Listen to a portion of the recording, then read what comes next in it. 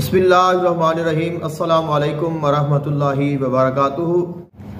माह रजबुल मुरज्जब में नाते अली शरीफ की ज़कात अदा की जाती है।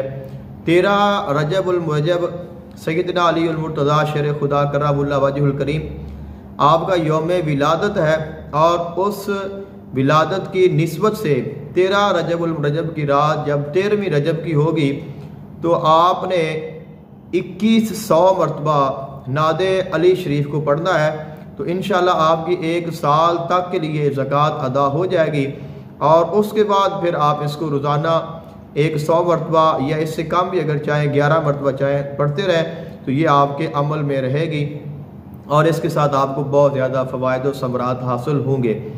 और नादे अली शरीफ जो है वो पढ़ने का सही तलफ़ुज़ नादे अली शरीफ का इस तरह है: नादी अलियम मज़हरल अजाइबी वल गराइबी तजिदहु औनल्लका फिन नवाइबी कुल्लु हम्मिन व गम्मिन सयंजली बिआज़मतिका या अल्लाहु या अल्लाहु या अल्लाह। बिनबुव्वतिका या रसूलुल्लाह सल्लल्लाहु अलैहि वसल्लम भी पढ़ सकते हैं, और बिनबुव्वतिका या मुहम्मद या मुहम्मद या मुहम्मद सल्लल्लाहु अलैहि वसल्लम भी पढ़ सकते हैं। वाबी वलायतिका या अलियु या अलियु या अलियु, और यहाँ पे मुकम्मल भी हो जाती है।